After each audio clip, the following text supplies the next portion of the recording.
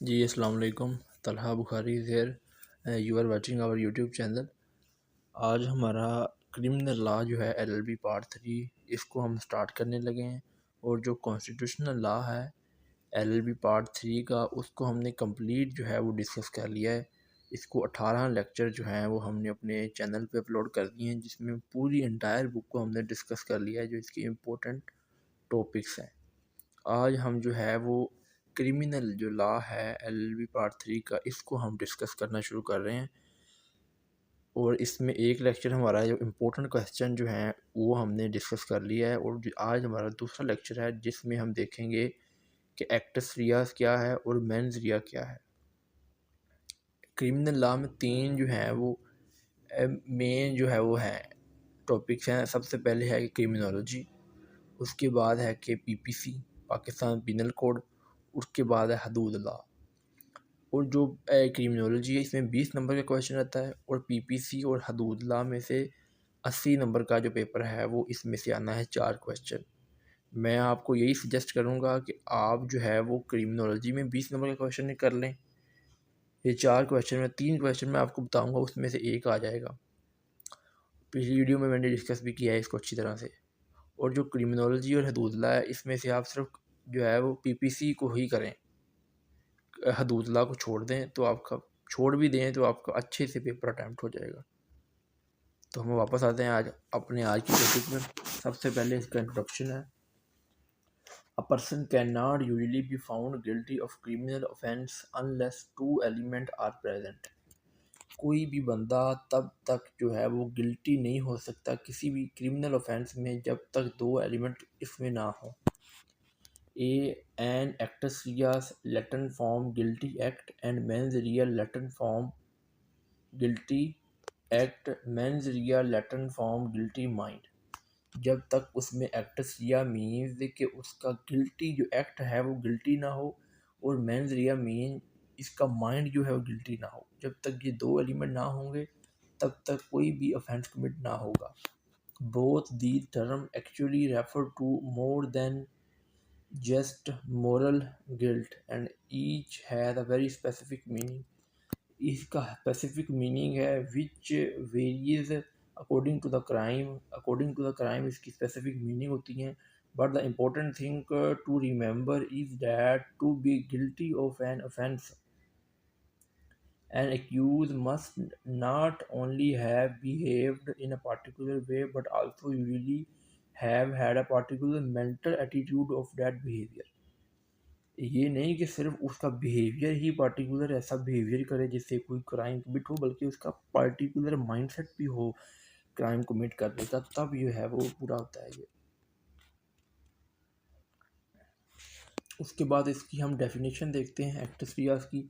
It is a Latin phrase for guilty act. It is a wrongful physical act that correlate with mens rea and is important to prove someone guilty। Actus reus का मतलब है कि जो उसका wrongful physical जो act उसने किया है विद को relate with mens rea is important to prove someone guilty. किसी को गिल्टी तस्वर करवाने के लिए उसका जो है वो एक्टस रिया होना बहुत ज़रूरी है। For example in the case of theft, actual taking of property without owner consent at gunpoint, ये भी एक एक्ट है। उसके बाद मेंस रिया है। It is a Latin phrase for guilty mind. Basically the stage of mind prosecution has to prove that defendant had intention to commit a crime will committing to secure a conviction. जो acts किया है mean कि उसका जो state of the mind है, prosecution को ये prove करना होता है कि जो डिफेंडेंट है इसका माइंड था, ये माइंड सेट के साथ इसने कोई क्राइम कमिट किया है। उसके बाद for example theft mental element of criminal is to deprive the person from the property a guilty mind. एक बंदे का इरादतन ये है कि मैंने इस दूसरे बंदे को इसकी प्रॉपर्टी से महरूम करना है, डिप्राइव करना है, ये इसका स्टेट ऑफ माइंड है। उसके बाद हम देखते हैं एलिमेंट कौन से हैं एक्टस रियाज के। सबसे पहले है कि conduct itself might be criminal, इसका जो रवैया है वो क्रिमिनल होना चाहिए। The conduct of lying under oath represent the actus reus of perjury. Lying मैंने गवाही देना, प्रीजोरी मैंने गवाही देना, अंडर ओथ लेइंग मैंने झूठी गवाही देना।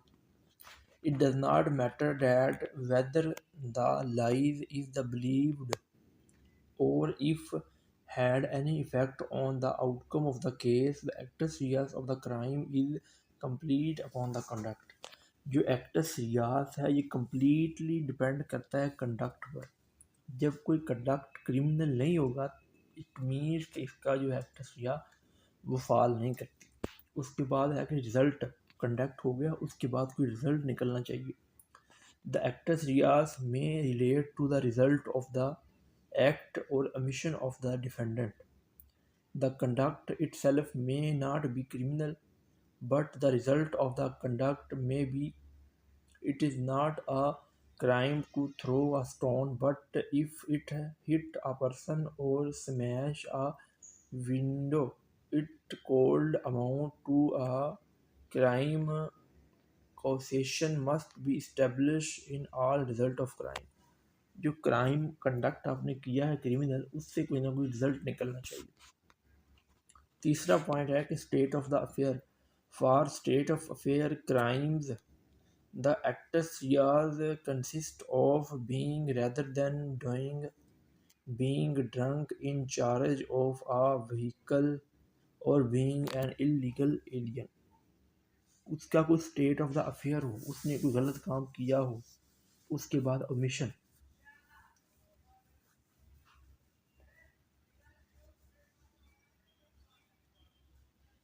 ये थोड़ा सा दोबारा इसको देख लें कि state of the affair. For state of affair crimes the actus reus consist of being, मसलन कि इसने बीइंग अपने तहत रेदर देन डूइंग, कुछ किया नहीं है करवाया है। Being drunk in charge of a vehicle, being an illegal alien, इस तरह। उसके बाद ओमिशन है। Occasionally an omission can amount to the actus reus of a crime. The general rule regarding omission is that there is no liability for a failure to act. If you see a child drowning, मतलब कि डूबना, in a shallow water, एक गहरे पानी में, and you don't do anything to save the child, you will not incur criminal liability for your inaction, no matter how easily it may not be for you save the child. Omission mean कि omission भी एक होती है कि कोई अगर डूब रहा है, आपने उसको नहीं बचाया तो आपकी ड्यूटी नहीं थी, आपने उससे बचाना है, तो आपकी कोई जिम्मेदारी नहीं आयद होगी कि वो डूब रहा था आपने उसको बचाया नहीं। अगर वो आपकी इसकी ड्यूटी है, आप ड्यूटी बाउंड है कि आपने उसकी जो है वो प्रोटेक्शन करनी है। अगर फिर भी ये डूब रहा है तो आप उसके नहीं बचा रहे, तो फिर आपकी ओमिशन पे आपको पनिशमेंट मिलेगी। उसके बाद है कि forms of mains Riya. Intention और knowledge. Intention is an essential ingredient on a charge of attempting to commit an offense. Intention जो है वो एक essential ingredient है किसी भी crime को commit करने का। It is the highest point faith for blame worthiness knowledge in near to it. That is why severe punishment are attached with the crime does with insertion. This so because accused is well aware of the conduct and in many cases can reasonably foresee its consequences. Knowledge determine the certainty of the result. ये बड़ा simple है। उसके बाद है कि recklessness, लापरवाही। Recklessness means अनजस्टिफिएबल risk, जिसको आप बयान ना कर सकते, ऐसा आपने रिस्क उठाया हो। Taking it involve a substantial risk, a risk of which defendant is consciously aware and it ignore. इसको पता हो कि मेरे इस काम से कोई किसी को नुकसान जो हो नहीं सकता है, लेकिन फिर भी वो काम करे इसको इग्नोर करके कि इसकी कंसिक्वेंसेस क्या है। The risk must be one which in all circumstances is unreasonable to take. वो काम जो आम सर्कमस्टांसिस में एक रीज़नेबल बंदा जो है वो करता है, अगर वो आप ना करें तो आपने रेकलेसनेस की है। उसके बाद है नेग्लिजेंस, लापरवाही।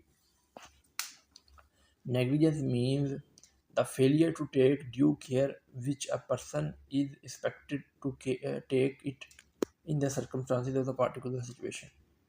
वो केयर जो एक ऑर्डिनरी बंदा करता है इस तरह के आम सर्कमस्टांसिस में, अगर वो आप ना करें तो आप नेग्लिजेंस की है। If the defendant was aware if the risk and decided to take it, इसको पता है इसकी मेरा नुकसान हो जाता है फिर भी ये रिस्क लेता है और डिसाइड करता है। It was reckless if he was unaware of the risk, अगर इसको अनअवेयर होकर क्या रिस्क है तो ये रेकलेसनेस है। But ought to have been aware of it, he was negligent under the common law। उसके बाद है कि स्ट्रिक्ट लाइबिलिटी।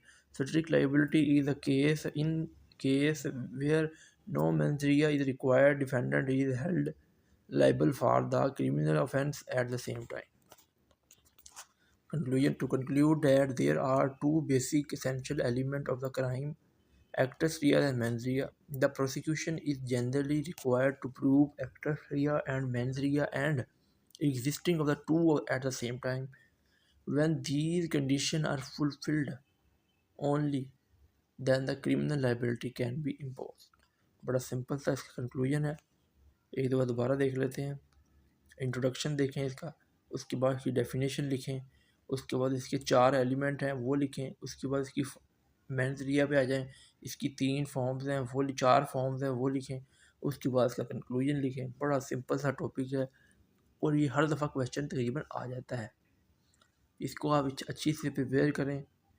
ये वर्डिंग मेरी आप याद कर लें क्योंकि मैं हर लेक्चर में कहता हूँ ये सेल्फ वर्डिंग है, सेल्फ राइटिंग के लिए मैंने लिखी है और ये बुक की वर्डिंग नहीं है। आपकी बुक की वर्डिंग जो है वो एन सीरीज़ की या किसी दूसरी बुक की वो बहुत ही जो है वो डिफ़िकल्ट है, ये बड़ी सिंपल है।